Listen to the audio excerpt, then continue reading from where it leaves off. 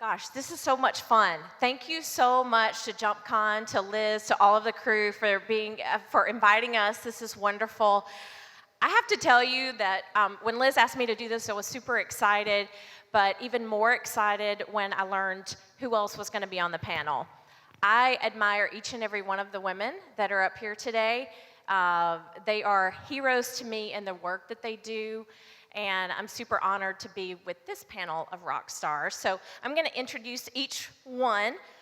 Jacqueline Hayes is to my right. She has been a mentor and a friend to me. She is a huge leader in various women's organizations. She is currently on the board of the National Association of Women Business Owners. She's also served as president for our Nashville chapter.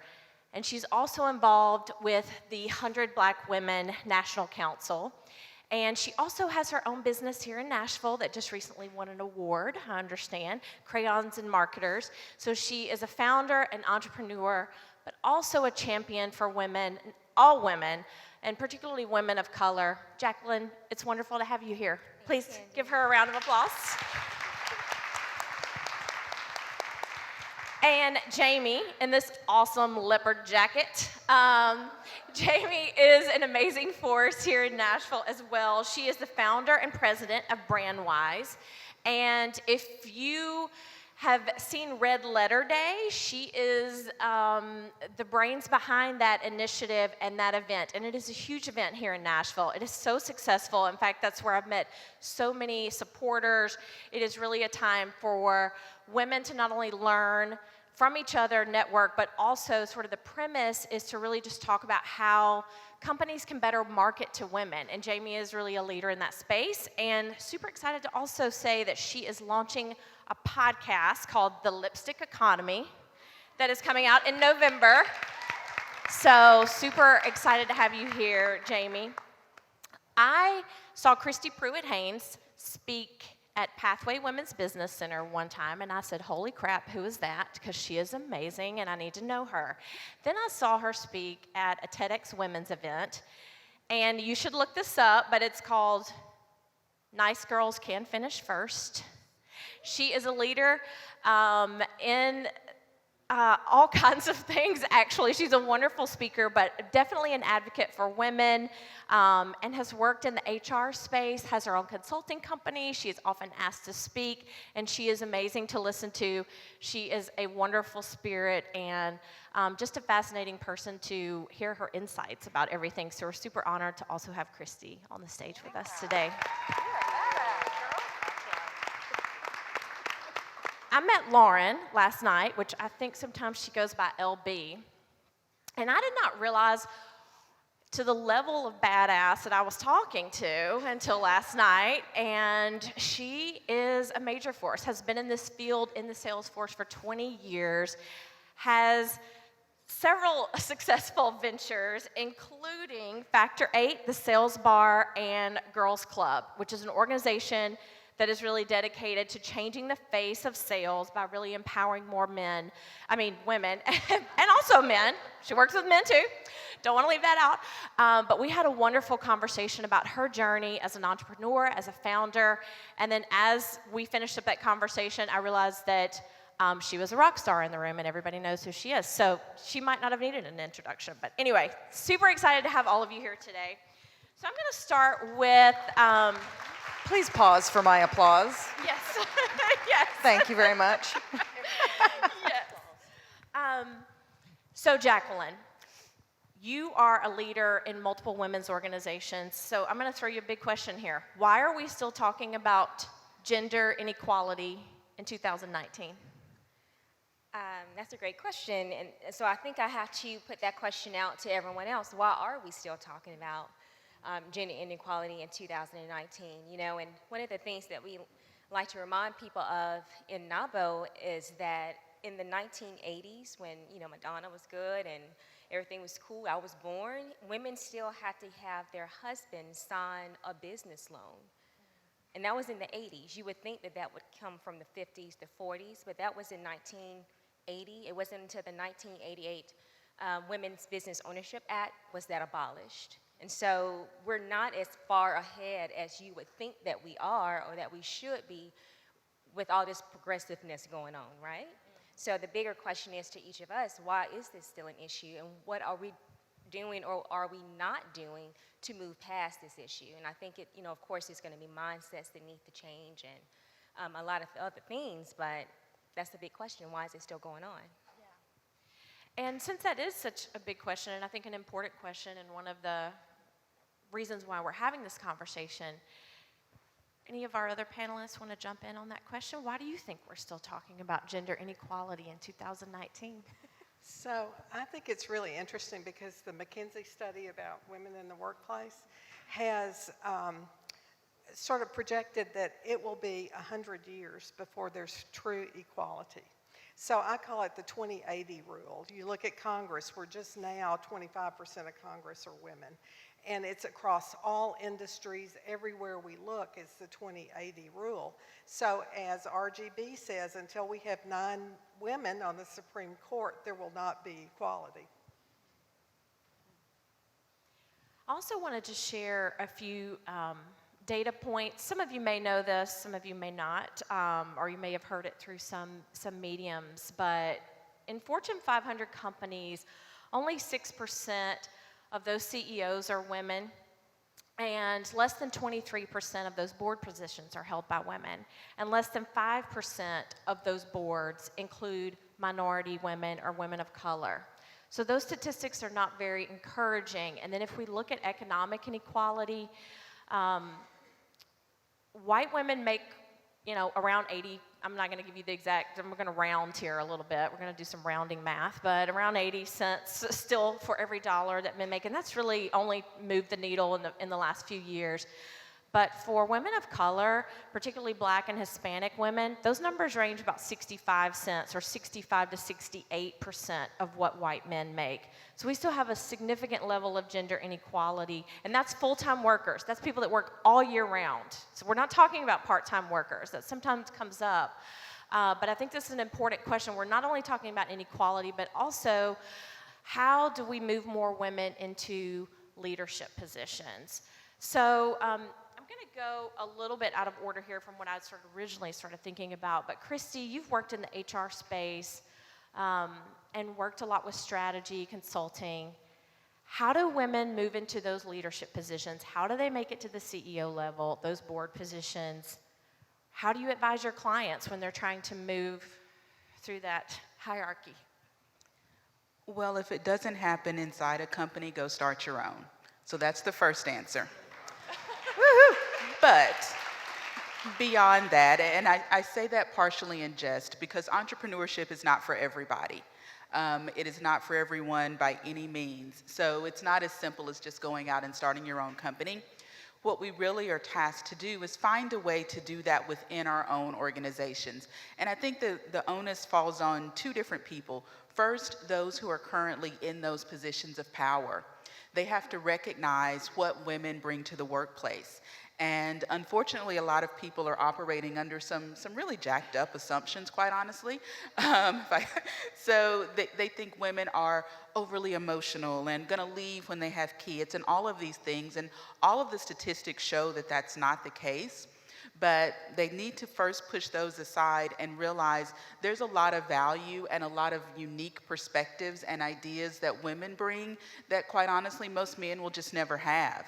So it's not about checking the box or making sure that the inside of the company matches the outside of the company. It's about having diverse ideas and ways to tackle problems and, quite honestly, make more money. So first, there has to be a level of self-awareness for those in leadership. And then the women themselves have to ask for it. We are, and one of the things that she mentioned, the TED Talk I gave, one of the things I talk about is women are often notorious for being our own worst enemy. We are way too humble, we are way too meek, and we wait for someone to tap us on the shoulder. So go out, ask for those positions, ask for the extra assignment, prove your worth, and make sure you're doing it in a way that really adds to the bottom line of the organization, because at the end of the day, if you can make a company money, they're going to forget if you're a woman, Black, white, whatever. They're going to want you there, and they're going to do all they can to keep you. Thank you, Christy. Thank you. So, Lauren, we had a conversation last night, and I know this is something that you write about publicly in your bios and through your companies, but you are a leader in the sales industry, which is predominantly male and very much centered in the sales tech world. How have you navigated this space, and what tips might you have for women who are in professions and industries that they're underrepresented and they might often feel like the other or the outsider? Yeah, that onlyness, right? Yeah. I was joking with somebody earlier today that I grew up the only woman sales leader in inside sales, and I know a lot of us are in that space here today, and it's basically like being raised like a pack of wolves. I'm kind of a trucker. And there are daily struggles or micro struggles that come with that. I got to be honest, as I was growing up in sales, it didn't strike me very often that I was different or I should be treated differently. It was awkward sometimes. I was hazed, absolutely, sometimes. But I think that the men were nicer to me than the women. Can I be really honest about that? I tell a story a lot about how I was the only one, and it's not true. Nicole Hutchinson was there, and she was a bitch. And so I think that's one thing that we can do is support each other better as women. I think the other thing that we can do is exactly what you were talking about, love, is raise your hand. Forbes published the HP study a few years ago called The Confidence Gap. Not if you've read that. Oh, you guys are going to like this. It basically says if there's a job posting with 10 criteria listed, and let's be honest, there's usually 27, a man will raise his hand if he has 6 out of the 10, right? Lucky to have me. How many does it take for a woman? 11. All 10, 11. 11. And looking back, like little Lauren resembled that remark. Absolutely true, and which is what we're trying to solve for in Girls Club, is helping more people raise their hand and earn that leadership position. So a tactical tip that we can take is when you're thinking about it, ask for it. And ladies, if I can speak right to you, just asking about how do I get into leadership doesn't mean, hi, I'm ready, and I think I'm all that, and a bag of chips, and you'd be lucky to have me. It doesn't mean that. It feels like that when you say it, but when you just ask to learn more and for the development, that's the first step, and you need to do that before you're ready. When you're ready to be ready, start asking people about it, and that helps with the first step. Awesome. Thank you, Lauren. So we're here today to learn about sales and marketing, and one of the really awesome things that, and Jamie and Jacqueline are both in the marketing space and have their own firms, but one of the initiatives that Jamie puts on through Red Letter Day is really talking about the economic power of women. So how are companies missing the mark in marketing to women? What are the gaps? What are they not seeing? Yeah, it still kind of goes back to that 80-20 rule, because senior management is still composed of men. And so, you know what happens. Sometimes the loudest voice wins, at the table. And so that's why the advancement of women into senior roles becomes so important. So here's the fact. 85% of consumer spending is done by women. That's larger than the consumption of India and China put together. And what happens is women realize that the marketing doesn't really reach them. And so I know a lot of people here may be in the B2B space. It doesn't matter whether we're talking about B2C or B2B. There are some stereotypes that still exist. And it's not recognizing some of the things that are going on in the United States even today. 50% of children are being born into households that have a single head of household. 40% of women are breadwinners. 1 out of 3 women are single.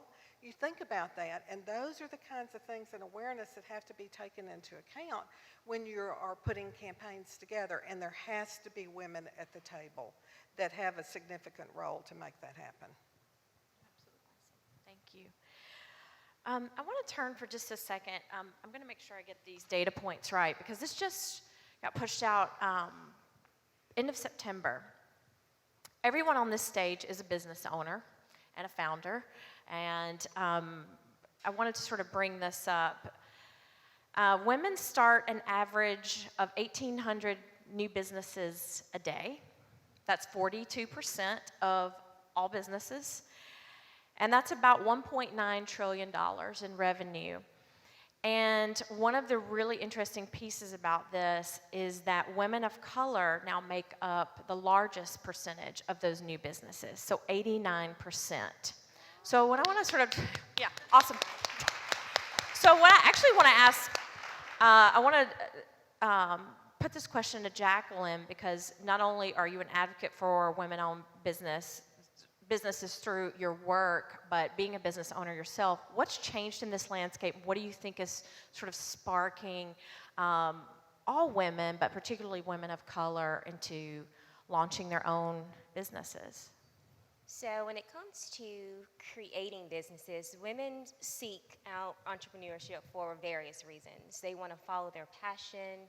They want to create flexibility. They want to pursue their own economic prosperity. You know, they want to be able to control that a little bit more. And for women of color, just thinking about some of the stats that Jamie put out there, single women, you know, we have households to run. And unfortunately, that skews higher in African American communities.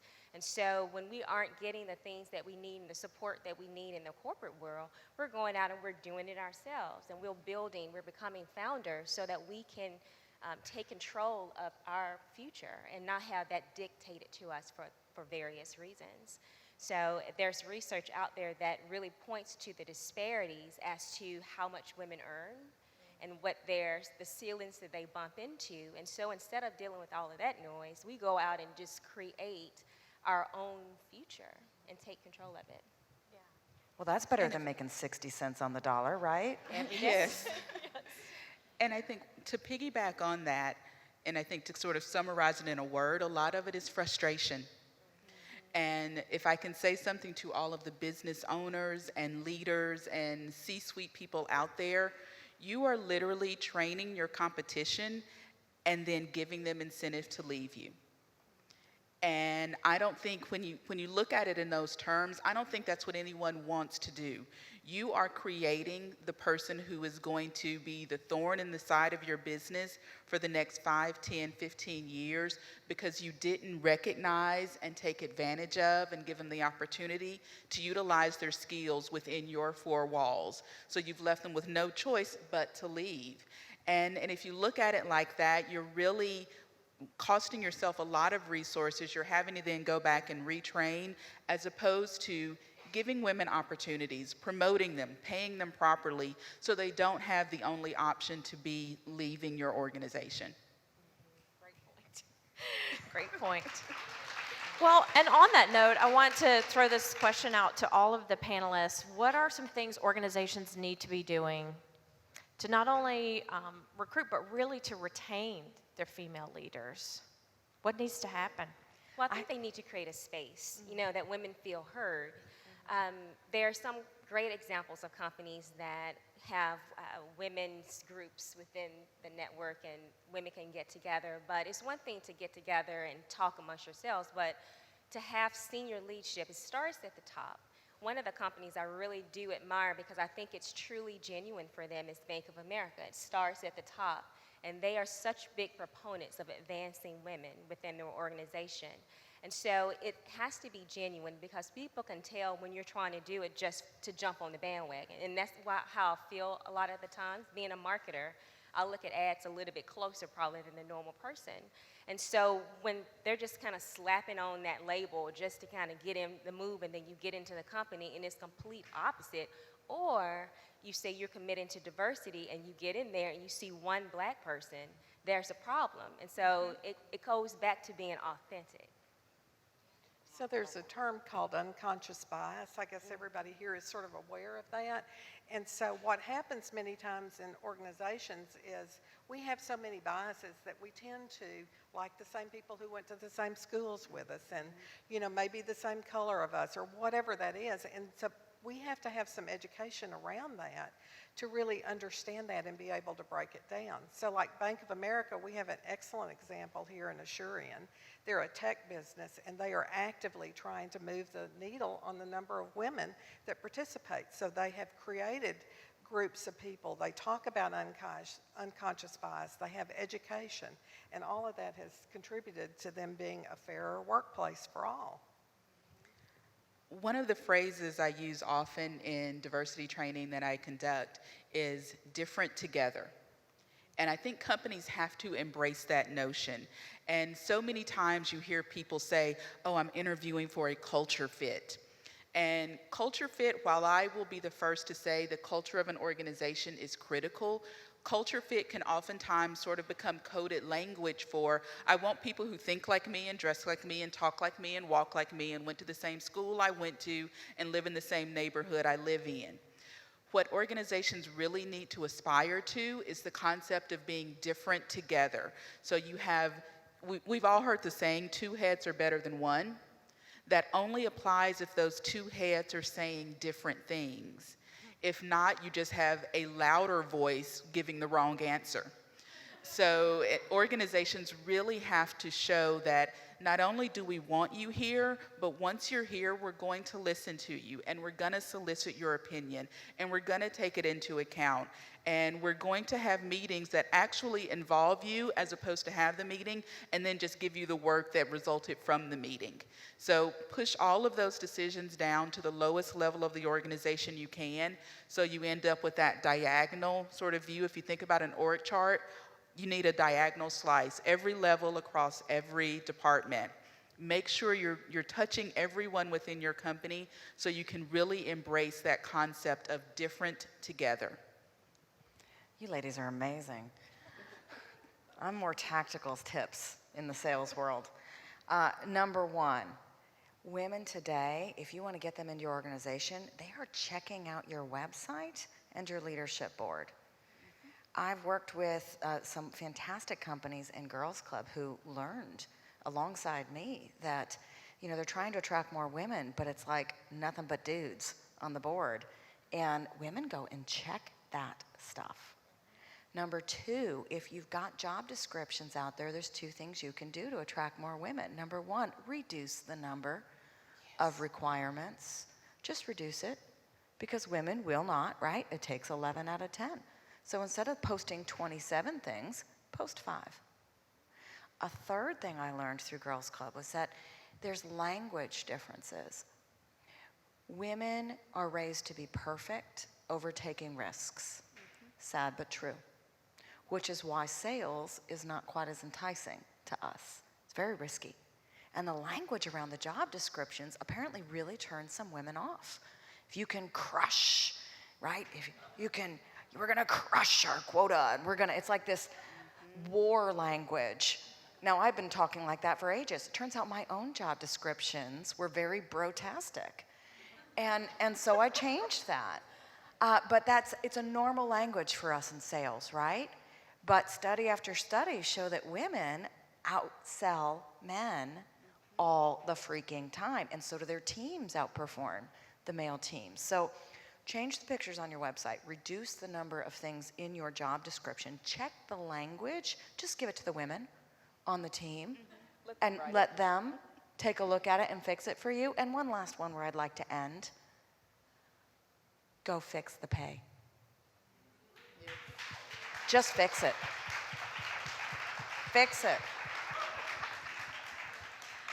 If I can just say one quick thing on fix the pay.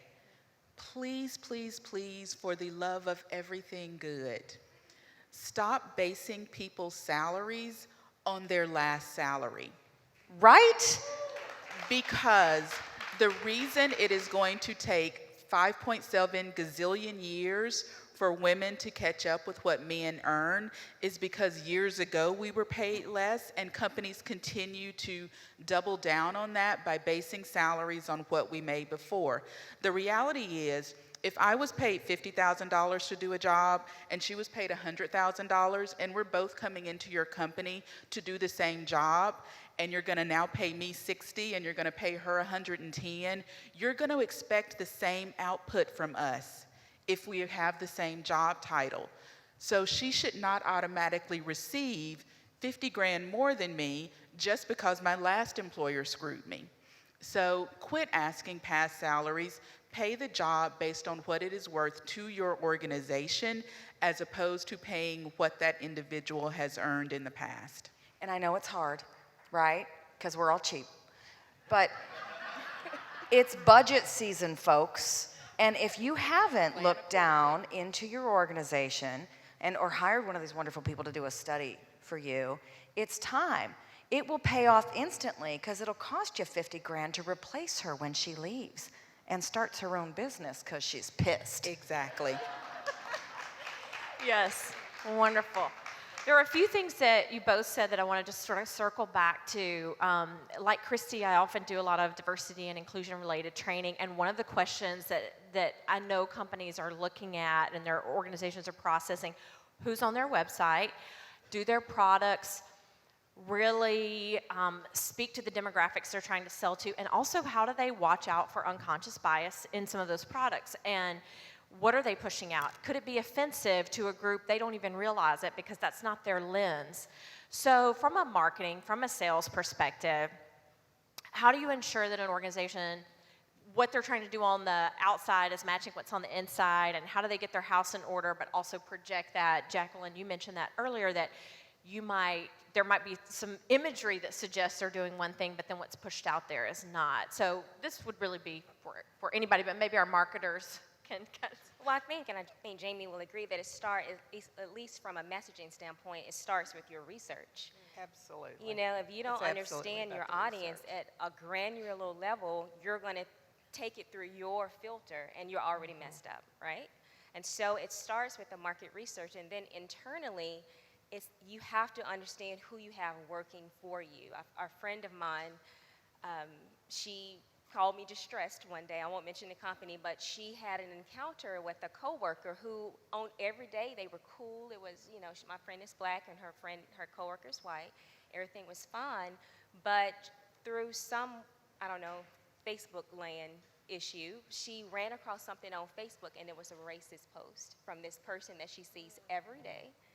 And so you really have to understand who you have brought into your organization, because that culture, whatever they say at a team meeting is one thing, but who they are for real is that's what's on Facebook. That's real. Mm-hmm. And so they bring that to work with them every day. And so if you're on a call and all of a sudden people start throwing out stuff and you're like, wow, ask the founder of Papa John's, and where is he and who else is running his company? Because people will show you themselves for real. And so you have to understand how to distill that when you bring it on team members, so that does not infect your organization, which eventually gets to your audience. And they can pick up on that. They know when things aren't right. There's an old saying that brands are not what you as the company say they are, but it's what your customers say about you. And so that's why it has to start with research, but it also goes back to having a diverse group of people. That's where we started. Because if you don't have that internal diverse group of people, I have seen it too many times, a mediocre idea has been pushed to the top just because it had a strong voice behind it. So I think we have to figure out ways to better collaborate and let voices rise to the top. And sometimes the most junior person has the best idea in the room too. So it's really important to collaborate in a different way than we ever have before. And we also have to call it out. I don't know if you've seen the recent headline, but Ernst & Young was recently busted for doing a training session for women, and it had things in the training like women don't be so flirtatious, and a whole bunch of other foolishness. And Don't so, show of any course, skin. or talk face to You know, and, face. well, and don't do, you know, and don't wear, don't dye your hair blonde and things like that. It's just craziness. And so someone called them out on that. And so until women are vocal, it's too many times we go and just tuck and we take it and we go cry in the bathroom and come back out and say, you know, they're not going to break me. Well, what does that do? Nothing. You have to call people out when you see it, period. It cannot go forward. And so I think silence has put us where we are, because we're telling people that it's okay, but now, I mean, we don't police, we're patrolling, we're looking for it. And I know we need to wrap up, but just real quick, on that note, calling out. Lauren, I don't want this to be like a women's issue, right? We all sort of have that conversation, like, this is not a women's issue. This is a person issue, a people issue. Absolutely. How can males be advocates? Well, there's so many wonderful ways. And this is what you want me to talk about, isn't it? We had this really cool webinar. We didn't make this one public in Girls Club. It was called Navigating the Unintentional Boys Club. And I got two guys that were basically the leaders of the biggest boys clubs I'd ever seen in my entire life. One who was like my personal nemesis. And these brave men got on a webinar and answered the women's questions, honestly. And I thought that was a really bold move to help. And do you know one of the things they shared? They're scared. Because we are patrolling, and Me Too is real. And one gentleman was like, Jesus, at any time I could be in really big trouble for some dumb stuff I did in the past. And I think that it's not about catching people doing things wrong, it's about educating. And these guys were there to learn from the women as well, right? We get it, things are changing. It'd be like me sitting down with a 20-year-old going, I'm seriously not cool, could you give me some tips? Like, the times are changing, and we have to learn on both sides. About 15-20% of our community in Girls Club are men. We call them advocates, and we give out awards every year for the men who are the biggest advocates. The number one thing you can do is tap a shoulder. Men are kind of outbound creatures. They're sales people. Women are more inbound creatures, if I can speak that sales language, and we're waiting for someone to come to us. And we're waiting, and we're waiting, and we're waiting. And then when you don't, and you hire an idiot to be our boss, we're pissed, and we leave. So there's two sides to this. So men, tap a shoulder, encourage, fix the pay. I know a guy who set up a private Slack channel just for the women on his team. It was like, safe space, just you girls and me. Let me know if there's anything I can do. Don't be afraid to talk about it, whether you're a man or a woman, I guess is the last nugget on that. One, and I know we're short on time, sponsor and mentor, and they're two different things, but I encourage everyone to have both a sponsor and a mentor that doesn't look like you, think like you, act like you, or anything, because that's where first you're going to learn the most, but secondly, for that sponsor role, that's a person who has already gained access to the rooms that you haven't gained access to yet. If you're a woman, have a male sponsor. And if you're a man, find a woman in your organization who is up and coming, who is promising, and offer to mentor them, offer to be their sponsor. When you're in those closed door meetings and they're saying, hey, we have this new position coming up, be the first one to throw her name out. Get to know her strengths, get to know her professional goals and things of that nature, and volunteer. And for women, again, and Lauren's completely right, sometimes we can be the most vicious to each other. So move on and ask a guy to work with you. Ask him to be your mentor. Ask him to be your Yoda, if that's what you need right now, and grow your career in that way. And men, be receptive and open to that. Mentor me, you will. Yes. You all are amazing. Please give them a round of applause. Thank you so much. Put your makeup on, fix your hair.